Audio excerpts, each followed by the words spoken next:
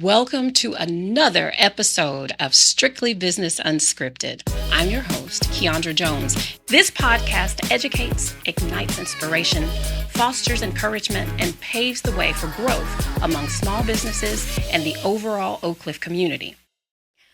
Hello there, and welcome back to Strictly Business Unscripted. Okay, because today's show is unscripted, we're going to flip the script, and I am the one in the hot seat. So you've heard it right. I'm going to be interviewed today. And because this is a Mother's Day edition, I'm going to be interviewed by none other than my offspring, Kyndra Jones. So we're flipping the script. She's asking me questions. Please help me welcome. I'm a little bit nervous, so we'll see what happens, but I have committed to answering all the questions today.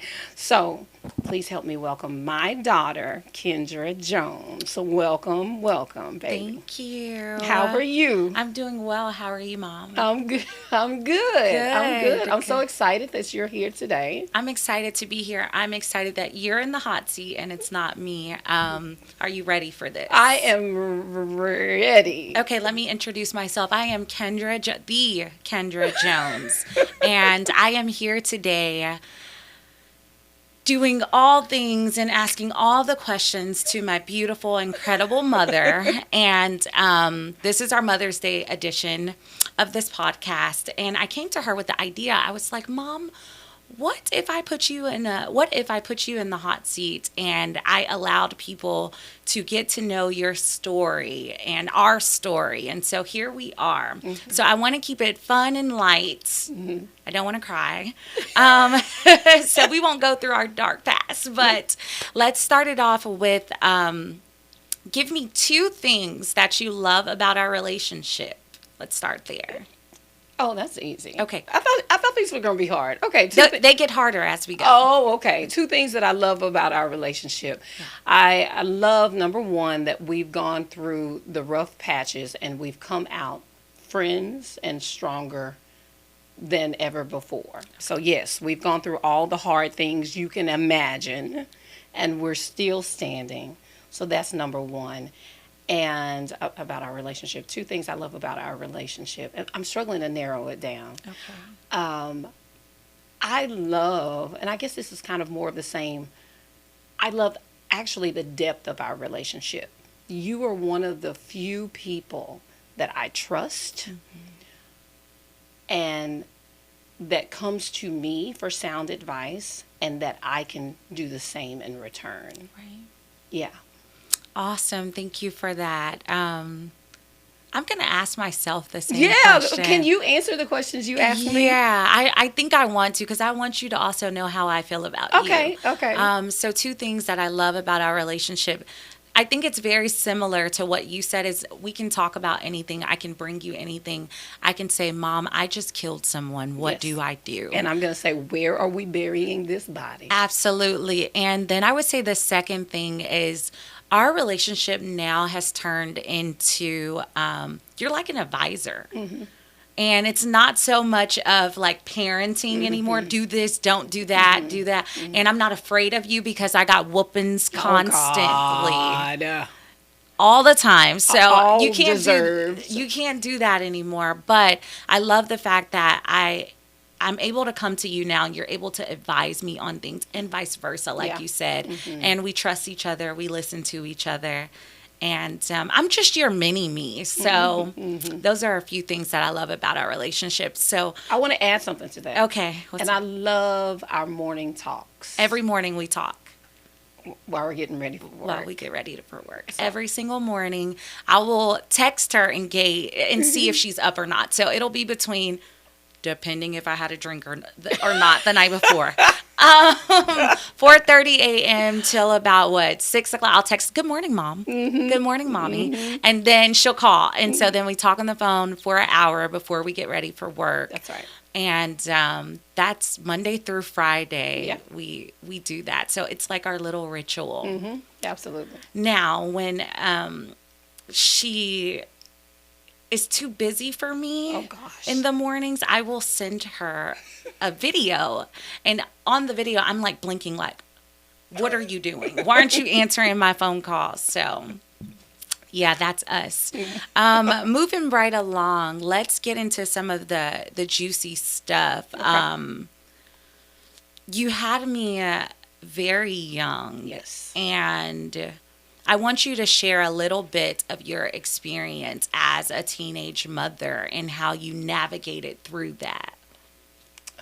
Okay, so we're just gonna rip the Band-Aid Let's off. do it. Okay, I am fortunate. We are fortunate. You don't see on screen, but there are three generations of us in here right now. My mother is in here as well, so she remembers all the things. I'm sure, don't you? I do. She said, "I do."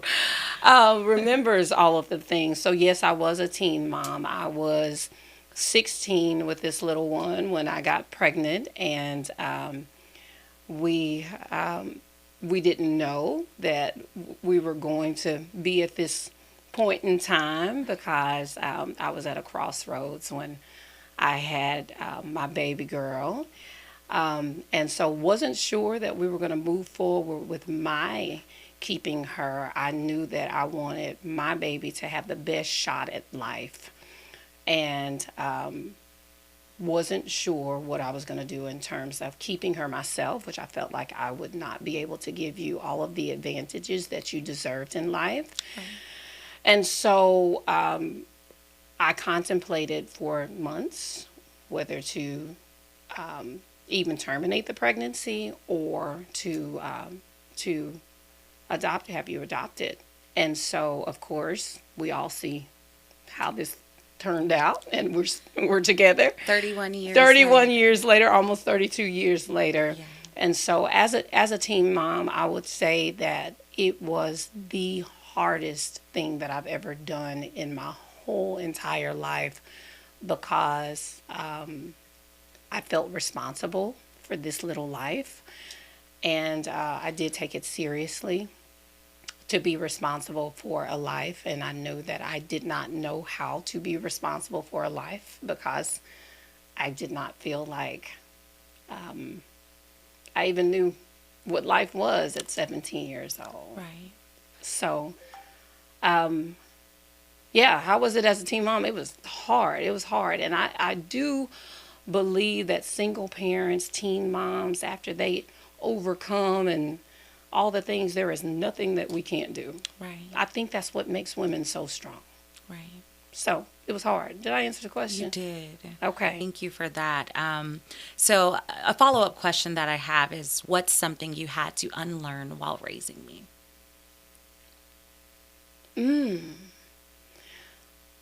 Unlearn. There are many things, but with respect to previous generations, I think culturally we don't necessarily give voice to our children.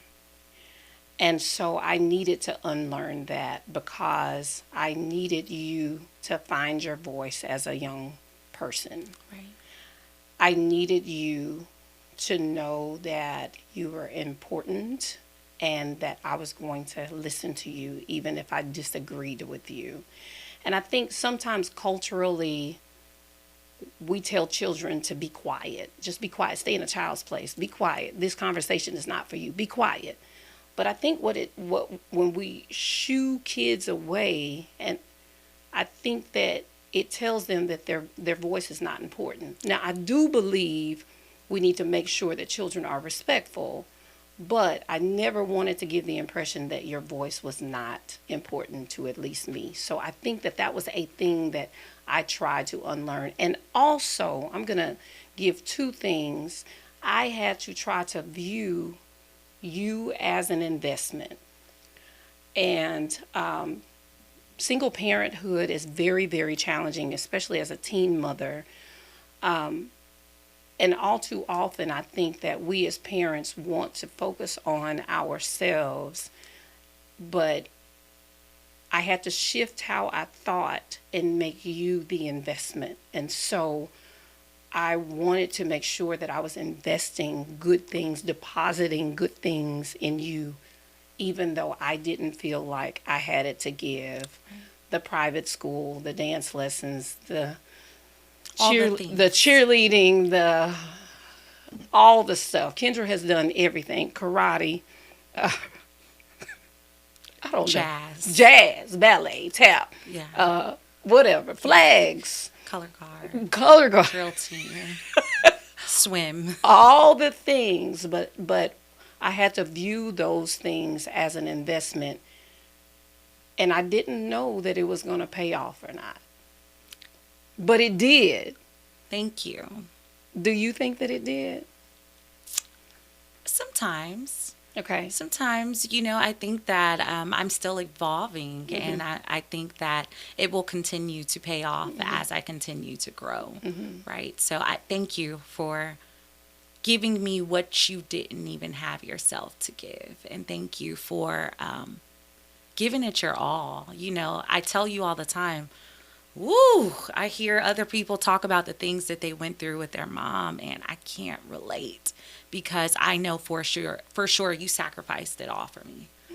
And I'm forever grateful. One day I'll be able to repay you. There's no repayment. I had you. Yeah, I know, but still,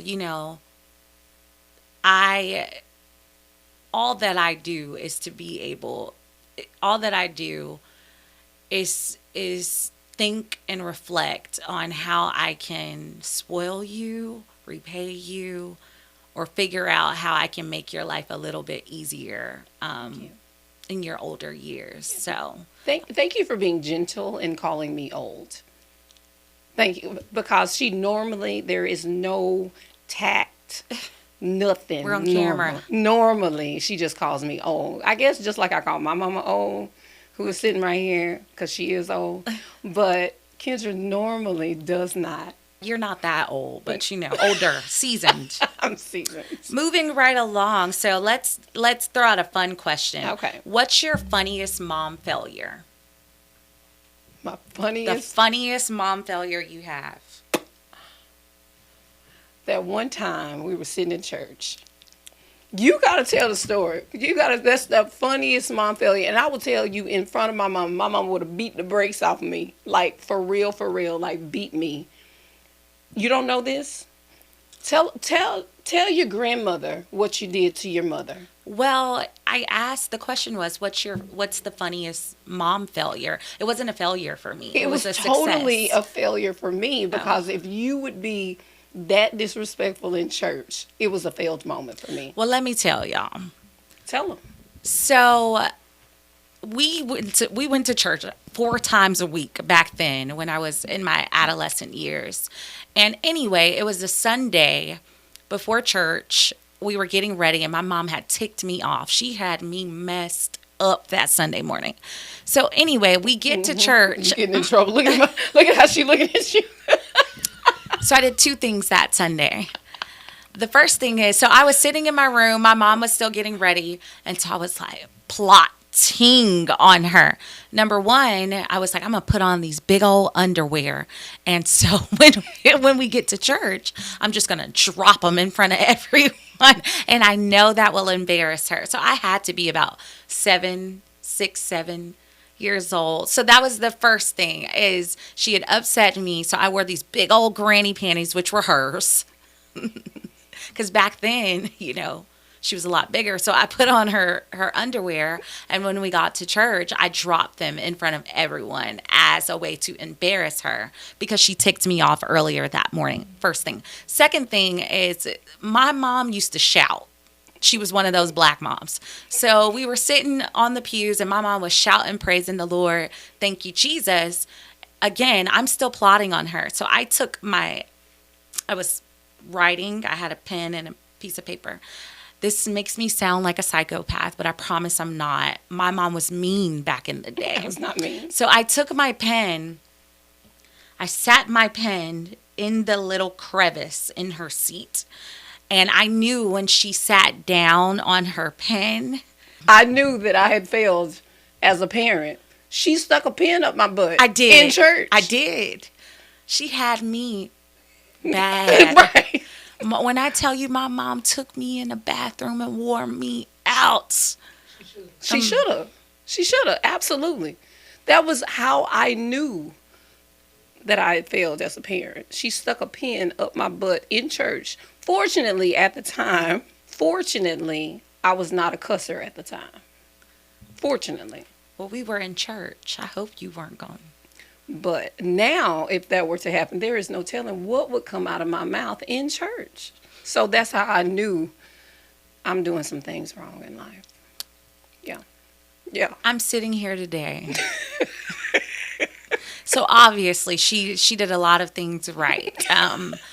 She was just mean. She was mean. And so I decided to be mean back that day. I'd had enough. I was ready to run away that day. So Yeah, don't try that, kids. Yeah, do not try this at home. She whooped me for a very long time. My grandmother's face right now. You didn't know this story? I didn't know. Oh. Yeah, she's bad. She was bad. And by the way, I had a parent, my mother beat the brakes off of us. Too. And so that behavior is passed down from generation to generation. I will not be beating the brakes off of my children. I can articulate what I need to say by using my words. Okay, put them in the corner if you want to. Okay. Gentle parenting works. It does not. Don't let anyone Gentle parenting does not work. It does not. Start with gentle parenting. Well, that's it. So the question I asked earlier is, what's one thing I want to unlearn? That's it right there. You want to unlearn beating your kids? Beating your kids is effective. It's not. It is very effective. One summer, I got a whooping every single day that summer. But she's right here. Whatever. Right here. Moving right along. So, let's go a little bit deeper. Okay. What's something you wish that I understood about you? Something I wish that you understood about me. I don't know. Something, because that is a wonderful question. Thank you. Something I wish that you, because, girl, okay. All right. Keep it real. Okay. I had to think about it. Why my mama looking at me like that? I'm kind of scared. Mima wants to know. I want you to better understand the struggle. That's fair. Because, now I don't want you to go through the struggle. Right. But I would love for you to better understand the struggle so that you can empathize a little bit more. I think you've been allowed some really good opportunities, and so I don't think you're really connected to the struggle. I just want to thank our sponsors, the Dallas Zoo, the Home Care Network, Breakfast Brothers, and ServPro. Shout out to our sponsors. Welcome back to the show. Welcome back to Strictly Business Unscripted. Mom, how you doing? I'm great, baby. Okay, I'm glad that we were able to reset. So I think what I want to know now is what's something that I did as a kid that you'll never forget, even if you want to? Oh, that's a cute question. A thing that you did as a kid. Okay. A thing that you did as a kid that I'll never forget. Okay. I thought that this particular incident was going to kill me. You ready? Yeah. You scared? Yes. Yes. So, when we lived in Florida, of course, you were a competition cheerleader Oh, yeah. at the Potter's house. Right. And because you were a little bit, little tiny something, Kyndra was a flyer on the cheerleading squad. Right. You were a flyer. And I used to try to go to all your rehearsals and practices and all the things, all the games, all the things, all the Right. competitions, everything. Well, this one particular day, I think you guys were practicing, and you, my baby, my only baby, was thrown in the air, as they so often throw the flyers in the air. And there was a miss, and you were caught by your ankle upside down, which could have changed this very moment. Right. Because there was, I don't remember there even being any mats down or anything. And I just remember, thankfully, someone catching you by your ankle and you were upside down. Right. That was scary. so memorable moment. I remember that moment too. And I'm so glad that was by God's grace that I was caught, because that could have killed me. Absolutely. I didn't know you were going to take it to my cheerleading days, but that's a really good answer to that question. Thank you for that. So, what's something you learned from me? Oh, God, I learn from you all the time. Gosh. And when you get to this stage in relationships, as you so eloquently stated earlier, I don't know that the roles have gotten to the point that they reverse, but they definitely change. And I'm no longer what I would consider the parent, Right. but just sometimes an advisor. But I think that you are an advisor as well in so many instances. I just got age on you. That's it. Right. And so one of the more recent things that you and I talked about in our morning chats was a relationship that I'm struggling with. Right. And one of your responses which was so matter of fact, well, mommy, this individual has already told you what they're going to do. Mm-hmm. It's up to you to just listen. And so sometimes, all too often, I romanticize relationships, whether they be platonic or otherwise, in my head. And sometimes just having a voice of reason, and you are that for me a lot of times, just being able to bounce things off of you in an unfiltered way. Because like the way that we show up in the rest of this world is masked. Right. But when you have those individuals that you can have deep conversations with, unmasked, I think it makes all the difference in the world. But I think that was the more recent, but it happens all the time. That's pretty cool. And thank you for listening. I think going back to what you said earlier, which is a lot of times parents don't allow their little children to have a voice, and it causes them to feel like their voice doesn't matter. And so because you allowed me to have a voice at an early age, I still have a voice now in our relationship. And so thank you for unlearning that habit.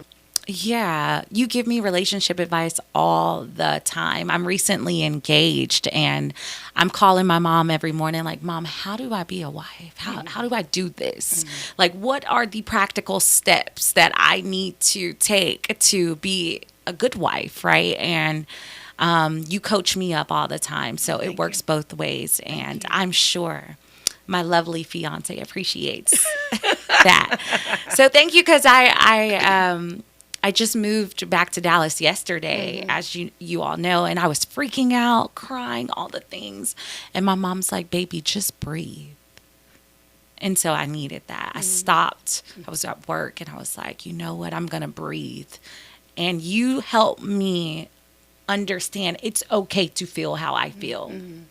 Because I'll try to shut it off and like suppress it. And you're like, no, baby, feel it. That's right. So thank you for showing up for me, even though I'm 31, right? And I need you. Well, I still need you. Yeah. So Kyndra is my absolute reason for being. And I think that, we touched on a high level what it was like to be a teen mom and all the things. And so sometimes we see pregnancy and just general things that are self-inflicted. Sometimes we see them as a negative thing. But I will tell you now, in retrospect, I know that this was ordained, destined, whatever you want to call it, by God, because you are my lifesaver. You are absolutely my lifesaver. I'm grateful for us. yeah, me too. I'm grateful. And so that picture that I have of you in my office is of my lifesaver. You've saved my life. So I'm just grateful you were born. Thank you for not giving me away. No. You were going to give me up for adoption, so thank you for keeping me. Yes, I'm grateful. And I'm happy that I've been able to save your life without even knowing that I have been. So we're going to play a game. Okay, I'm ready. And you're going to actually ask me 5 different questions. Okay. And we want to see how well I know you. Okay? All right. I'm ready. Are you ready, Mima? Because I need you to give me the answer. No, you should know me. Don't even look over there. Yeah. You should already know me. Yeah. And so you're going to go, and then I'm going to go. So So we're going to go back and forth. yes, back Okay. and forth. Okay. Right, but only 5. But you've only got 3 seconds to answer, and you have to look at me. Don't look at her. This is my show today. Oh. I'm running the podcast today, so no, we're eliminating those rules. You're so bossy. I gave you all the rules. The rules are, you're going to ask me 5 questions. So you're going to ask one, then I'm going to ask one. We both answer. Whoever loses pays for lunch. Okay. Who's keeping score? Mama, are you keeping score? Sure. You're Okay, keeping score? here we go. You ask the first, and then back and forth. Go ahead. What year was I born? Woo! Don't you dare look at her. Back in the old days. She don't know. 1977. Okay. Come on, that was too easy. Okay. Let's see. What's my favorite food? Seafood. Yeah, that's right. Good. I mean, we can get specific, but That's right. Yeah. it's seafood. Okay. My favorite color? It's that turquoise blue color, right? Yeah. What's the Teal. teal? Okay. Teal. Okay. Was I close enough? Okay. Close enough. Okay. What's my favorite color? Oh, God. It changes all the time. Let's see if you know. I think that currently it's purple. Nope. Oh, I thought it was purple. It's gray. It's been gray for a It's while. not gray. It's gray. It's been Has gray it for been many gray? years. Really? Yeah. Oh, y'all trying to get me to pay for lunch. Definitely. Oh, I think she just changed it in the moment. No, Oh, she told me a long time. Whatever. You're going to side with her mom. No, I'm not listening to you. Whatever. My favorite color has been Whatever. gray for many years. Okay. My turn to ask a question. So Yes. I think it's 2-1 right now. Shut up. Okay. She's a sore loser. Shut up.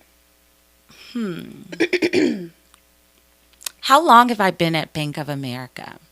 Almost 8 years.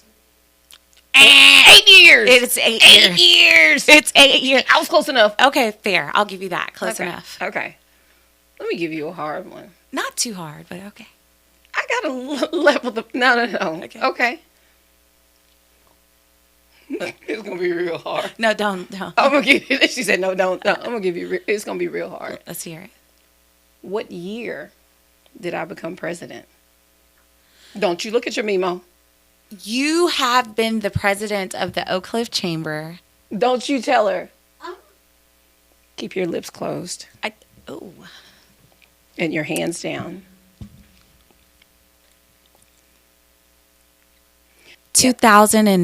2013. Nope. Thank you. What was it, Mom? July 22nd, 2015. 14. I was close. I was close. It was on her birthday, It's her birthday. 2014, that I became president of the chamber on Mom's birthday. I should know that. Uh-huh. Okay, that's July- a good one. Okay, so what's the score? 2-2 or 1-1? 2-2. 2-2. 2-2. Okay. Okay, you fair. Should, you should know that.